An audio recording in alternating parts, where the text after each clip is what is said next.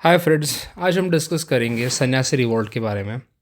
One of the very very important revolt before 1857 और बहुत ही important revolt है। अब इसके थोड़ा बैकग्राउंड को जानेंगे। और जब भी हम कोई भी रिवॉल्ट को स्टडी करते हैं, सबसे पहले हमें जानना ज़रूरी है कि उसका रीज़न क्या था। करेक्ट। और यहाँ पे इसका स्पेसिफिक सन्यासी क्यों है, कहीं कहीं आप देखोगे सन्यासी एंड फ़कीर रिवॉल्ट भी लिखा रहेगा, दोनों नाम यहाँ पे लिखा रहता है। तो सन्यासी एंड फ़कीर रिवॉल्ट भी कहते हैं, सन्यासी रिवॉल्ट भी कहते हैं। ओके, तो इसका नाम सन्यासी एंड फ़कीर क्यों पड़ा वो भी हम समझेंगे, और उसकी रीज़न क्या थे ये भी हम समझेंगे। अब अगर आप मेरे साथ जुड़े हुए हैं तो इससे पहले जो मैंने वीडियोस बनाए हैं on the peasant revolt, on the civil uprising, तो सब में एक कॉमन हमें ट्रेंड देखने को मिलता है कि इकोनॉमिक एक्सप्लॉयटेशन एक बहुत इंपॉर्टेंट रीज़न है इसके पीछे। क्योंकि अगर आपसे पैसा छीन लिया जाएगा, आपके पास खाने के लिए पैसे नहीं रहेंगे, तो डेफिनेटली आप रेबेलियस हो जाओगे। वही यहाँ पे हमें देखने को मिलता है। जो लोग यूपीएससी मेंस की प्रिपरेशन कर रहे हैं तो उनके लिए एक बहुत क्लियर कट ये ना पॉइंट है कि जब भी आप सिविल अपराइजिंग की बात करो तो इकोनॉमिक एक्सप्लॉयटेशन आप उसमें ऐड करो ही करो। अब यहाँ पे देखिए, बंगाल में फेमाइन आ रखा है 1770 में, बहुत ही बुरी स्थिति उस टाइम हो रखी थी। यहाँ तक इसके ऊपर प्री में क्वेश्चंस भी पूछे जा चुके हैं बंगाल फेमाइन के ऊपर। अगेन फेमाइन है तो पॉवर्टी है साथ में। बट अब ईस्ट इंडिया कंपनी का क्या है भाई, ईस्ट इंडिया कंपनी फेमाइन हो, पॉवर्ट लोग कितने गरीब हो, या फिर उस साल सूखा पड़ गया हो, कोई बीमारी आ गई हो, हार्वेस्ट नहीं हुआ हो, एनी ऑफ द रीज़न कोई भी हो, उससे उन्हें कोई फ़र्क नहीं पड़ता, उनको चाहिए पैसा। तो यहाँ पे भी वही चीज़ें हो रही हैं, फेमाइन हो रखा है, इकोनॉमिक डिस्ट्रेस है, लेकिन देन टू उनकी जो डिमांड है, एक्सेसिव रेवेन्यू डिमांड है, वो कम नहीं हो रही है, स्पेशली ईस्ट इंडिया कंपनी की, बिकॉज वो आए ही थे हमारे यहाँ पे पैसा कमाने। चलिए आगे बढ़ते हैं भाई। ये तो एक रीज़न हमें हर जगह देखने को मिलेगा, लेकिन साथ ही साथ रिलीजियस सपरेशन। अब यहीं पे आते हैं नाम आता है सन्यासी एंड फ़कीर्स का।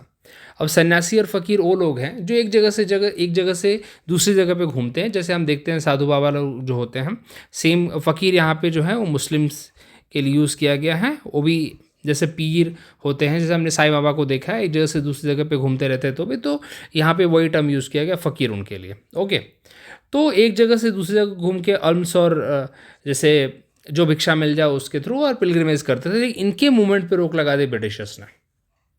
अब इनको ये बात पसंद नहीं आई, इनको लगा कि हमारे रिलीजियस ट्रेडिशन पे, हमारे सेंटिमेंट्स पे, रिलीजियस फ्रीडम पे हमें रोक लगाई जा रही है, और फिर इन्होंने रिवॉल्ट स्टार्ट किया। अब इनके साथ ये हमें समझना पड़ेगा कि दे वर द फ्रंट रनर, ये आगे से थे, लेकिन ऐसा नहीं था कि इनके साथ लोग, बहुत सारे लोग इनके साथ जुड़े, जैसे कि जमींदार थे। अब यहाँ पे ये भी एक रीज़न आपको समझाऊंगा मैं, लेकिन उससे पहले समझ लेते कौन कौन से लोग इनके साथ जुड़े। अब यहाँ पे देखते हैं कौन कौन से लोग जुड़े। चलो यहाँ पे स्पेस ब्लैंक है, बता देता हूँ आपको मैं। जमींदार जुड़े, यहाँ पे सोल्जर्स जुड़े। वो कौन से सोल्जर्स थे आपको बताता हूँ मैं। 1757 में बैटल ऑफ प्लासी हुई। Okay, battle of Plassey. Battle of Plassey में सिराजुद्दौला हार गए, बंगाल के जो नवाब थे, और बंगाल के नवाब मीर जाफ़र को बनाया गया, जो कि पपेट थे, और अल्टीमेटली ब्रिटिश गवर्नमेंट के अंडर कंट्रोल आ गया। उन्होंने जो नवाब ऑफ द बंगाल के जो सोल्जर्स थे उनको डिसबैंड कर दिया। अब सोल्जर्स भी क्या हो गए, अनएम्प्लॉयड हो गए, पैसे के सोर्स उनके पास नहीं है अभी। साथ ही साथ पीजेंट्स हैं यहाँ पे जिनके साथ जुड़ेंगे। ठीक है, एक नया ट्रेंड हमें देखने को मिलता है, इनके साथ वीमेन भी जुड़ेंगी। अब उन वीमेन काफ़ी इंपॉर्टेंट है टर्म यहाँ पे, इनके साथ वीमेन का भी यहाँ पे इंपॉर्टेंट रोल है, वो भी जुड़ेंगे यहाँ पे। आर्टिशंस यहाँ पे जुड़ेंगे इनके साथ, क्योंकि जैसे जैसे ब्रिटिश गवर्नमेंट कैप्चर कर रही है टेरिटरी को, राज्यों को, राजघरानों को, तो जो पुराने ट्रेडिशंस थे, जैसे ना किसी एक राजघराने के साथ आर्टिशन जुड़ा हुआ है, ओके, उसके बाबा दादा उसके साथ तो आर्टिशन चला आ रहा है, उसकी पूरी फैमिली लगी हुई है, तो उसका रोज़गार उसके साथ चल रहा है। लेकिन ब्रिटिशर है भाई, उन्होंने उनको हटा दिया डायरेक्टली, वो अपने तरीके से चलाएंगे अभी। तो ये सब के सब आर्टिशन भी क्या हो गया, अभी अनएम्प्लॉयड हो गए, या फिर वो जाके क्या करेंगे, दे विल ज्वाइन खेती या फिर जो भी अपना काम करेंगे, लेकिन अल्टीमेटली उनका जो एक पेशा था उससे वो पूरी तरह से बाहर आ गए। तो उनके लिए एक दुख की बात थी। तो ये सारे यहाँ पे लोग इनके साथ जुड़ने को आपको देखने को मिलेंगे कि जुड़ेंगे। अब देखिए यहाँ पे कुछ इंपॉर्टेंट देखिए, ये वही बात आपको बताना चाहता था मैं। सोल्जर्स एंड लैंडलॉर्ड्स, नवाब सिराजुद्दौला जो कि आर्मी हार गई और उसके बाद जो सोल्जर्स थे सोल्जर डिस्बैंड हो गए, उन्होंने रेबेल को ज्वाइन कर लिया। साथ में वो जमींदार जिनसे ज़मीनें छीन ली गई थी, उन्होंने ज्वाइन कर लिया यहाँ पे। अब कुछ इंपॉर्टेंट नेम है जो हमें बार बार पूछे गए एग्जाम में, उसमें सबसे इंपॉर्टेंट नेम है देवी चौधरानी का। क्यों मैं बता रहा हूँ देवी चौधरानी का? क्योंकि देवी चौधरानी नाम का एक नॉवल लिखा हुआ है भाई बंकिम चंद्र, आप आगे नाम जानते होंगे, चटर्जी। इन्होंने 1884 में इनके ऊपर नॉवल लिखा है, इनका कंट्रीब्यूशन बताया सन्यासी रिवॉल्ट के अंदर। और देवी चौधरानी का नाम पूछा भी गया इससे पहले सन्यासी रिवॉल्ट में। भवानी पाठक है, मजूम शाह, मूसा शाह, चिराग अली, पांचों के पांचों नाम बहुत इंपॉर्टेंट है, सन्यासी रिवॉल्ट से एसोसिएटेड है। और जो भी बुक में रेफ़र कर रहा हूँ उसका नाम है स्पेक्ट्रम। तो ये पांचों नामों को काफ़ी हाईलाइटेड तरीके से दिया हुआ है। अब यहाँ पे देखते हैं क्या क्या इन लोगों ने किया। 1763 से रिवॉल्ट चालू होता है, जगह जगह पे स्टार्ट होता है। गुरिल्ला स्टाइल, मतलब छुप के वॉर करेंगे, ब्रिटिश फैक्ट्रीज पे करेंगे, ट्रेजरीज लूटेंगे, एडमिनिस्ट्रेटिव सेंटर जहाँ भी है ब्रिटिश का, कोई भी अगर कोई सेंटर है उस पर अटैक कर दिया, कोई छोटा सा पुलिस थाना भी उस पर भी अटैक कर दिया। तो इस तरह की गुरिल्ला टैक्टिक्स ये लोग अप्लाई कर रहे थे। उस टाइम का गवर्नर जनरल कौन था बंगाल का? वो था वॉरेन हेस्टिंग। और इससे काफ़ी ज़्यादा भाई वॉरेन हेस्टिंग परेशान हो गया था, बिकॉज रातों रात भाई पुलिस अफसर हैं वहाँ पे, कुछ कर्मचारी हैं, अटैक कर दिया आपने बिल्डिंग पे, उनकी जान ले ली और कुछ वहाँ से सामान था उठा लिया, चोरी कर लिया। चोरी नहीं है ऑफकोर्स, वो तो उनका ही हो गया, ठीक है। तो इस तरह से इन्होंने, अब ये बहुत ज़्यादा परेशान हो गए थे, इन्होंने प्रॉपर उसके लिए टीम बनाई थी और इनको कंट्रोल करने के लिए सन्यासीज और फ़कीर थे और साथ में जो भी उनके साथ जुड़ रहे थे उन लोगों को कंट्रोल करने के लिए। अब यहाँ पे देखते हैं बंकिम चंद्र चटर्जी का। क्यों आता है बंकिम चंद्र चटर्जी का नाम भाई? क्योंकि इन्होंने दो किताबें लिखी हैं, आनंद मठ और देवी चौधरानी। आनंद मठ डायरेक्टली सन्यासी रिवॉल्ट से एसोसिएटेड है, एग्जाम में बहुत बार 100 बार पूछा गया होगा इसके बारे में।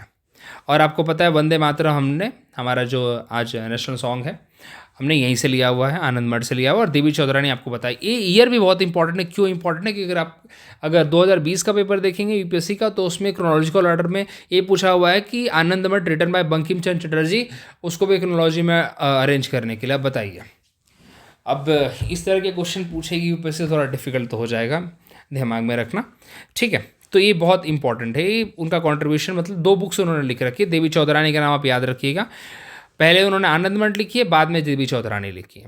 चलिए, अब कुछ यहाँ पे मेंस के भी क्वेश्चन मैंने यहाँ पे लिए हैं, बिकॉज मेरा पर्पस वही रहता है कि प्री और मेंस को इंटीग्रेट किया जाए, और काफ़ी इंपॉर्टेंट टॉपिक है सन्यासी रिवॉल्ट। तो देखते हैं, एनालाइज द, एक क्वेश्चन प्रीवियस ईयर पूछे हुए क्वेश्चन है, analyse the various form of people resistance against British rule in India prior to 1857 rebellion. अब 1857 से पहले जो भी रिबेलियन है उसमें एक इंपॉर्टेंट आप रखिए भाई,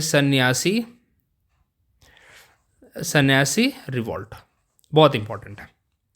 आप इसको ऐड कर सकते हो, और भी बहुत सारे हैं, पैका रिबेलियन, और धीरे धीरे डिस्कस करेंगे, लेकिन सन्यासी रिवॉल्ट उसमें सुपर डुपर इंपॉर्टेंट है। सेम टाइप का क्वेश्चन पूछा हुआ है 2019 में।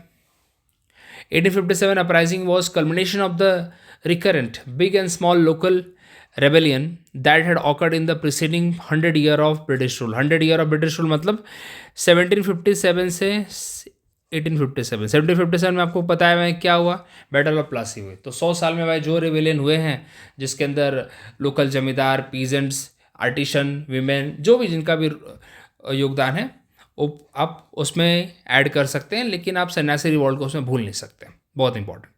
चलिए कुछ क्वेश्चन लेते हैं, सो दैट कि टॉपिक तो ऑलमोस्ट कवर हो गया हमारा, लेकिन क्वेश्चन के साथ एक सेंस ऑफ कंप्लीशन आ जाता है।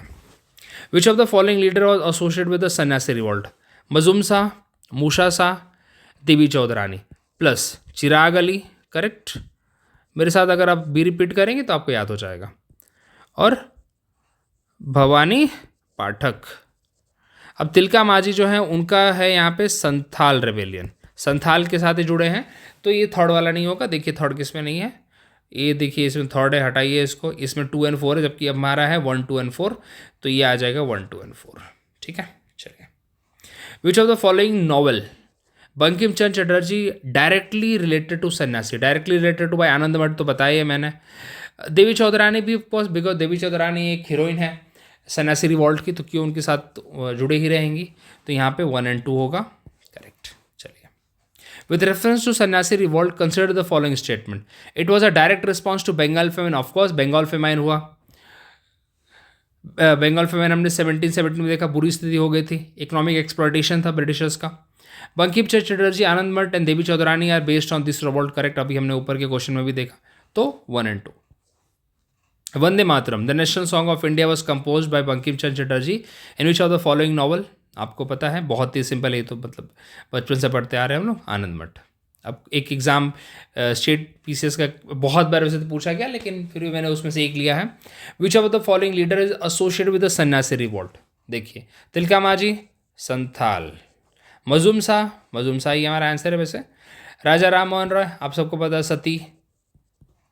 केशव चंद्र सेन ब्रह्मो समाज से हैं, ठीक है, वैसे राजा राम मोहन रॉय भी ब्रह्मो समाज से हैं, लेकिन उनके मरने के बाद केशव चंद्र सेन ने टेक ओवर किया था, और आगे जब हम ब्रह्मो समाज करेंगे तो उसके ऊपर पूरा डिस्कस करेंगे, बट यहाँ पे Majnu Shah is the right answer. अब एक 2020 का क्वेश्चन देखते हैं सीएपीएफ का। बंकिम चंद्र चटर्जी नॉवल देवी चौधरानी, अगेन देखिए बोल रहा था आपको मैं, highlighted which of the following theme, क्या थीम है भाई, सोशल रिफॉर्म इन बंगाल, हमने कोई बात की नहीं, बात की सोशल रिफॉर्म बंगाल की, वो हम जब राजा राम मोहन रॉय आएंगे तब उनके ऊपर बात करेंगे। Female leadership in resistance movement, बिल्कुल हो सकता है, बिकॉज यहाँ पे देवी चौधरानी आप बोल सकते हैं she was a heroine of Sanyasi revolt, ignore नहीं कर सकते हम इनको। Sanyasi revolt against the British, correct, तो B and C is the right answer, so B and C. तो हमने एक तरह से पूरा सन्यासियन फ़कीर रिवॉल्ट देखा। एक रिकैप ले लेते हैं जिससे कि हमारा टॉपिक पूरी तरह क्लियर हो जाएगा, काफ़ी इंपॉर्टेंट टॉपिक है। अब पहले यहाँ पे कॉज की बात करेंगे भाई, क्या कॉज रहा था, आपको पता है इकोनॉमिक डिस्ट्रेस, ठीक है, फेमाइन, बंगाल फेमाइन की बात आती है, साथ में जो मूवमेंट पे बैन लगा था, ban on the movement of, मतलब फ्रीडम ऑफ मूवमेंट जो था हमारे फ़कीर्स एंड सन्यासी। उसके बाद यहाँ पे लीडर्स के नाम हमें देखने हैं, लीडर्स कौन कौन से थे भाई, मजूम शाह, भवानी पाठक, चिराग अली, देवी चौधरानी, मूसा शाह, ये 5 लीडर्स के नाम यहाँ पे आपको दिमाग में रखने हैं। उसके बाद उस टाइम पे वॉरेन हेस्टिंग बंगाल का गवर्नर जनरल था, और आपको पता होगा he was the first governor general of Bengal, इससे पहले रॉबर्ट क्लाइव थे, बट वो तो गवर्नर थे बस। तो ये 3-4 चीज़ आप दिमाग में रखिए, रीज़न तो 1-2 बार गो थ्रू करेंगे, आपको दिमाग में बैठ जाएगा, तो इस तरह से आपको पढ़ना है। आप बताइए कमेंट करके कैसा लगा आपको वीडियो, और इसके बाद और भी हम सिविल अपराइजिंग कवर करेंगे with the help of the spectrum book. Thank you, कल मिलते हैं।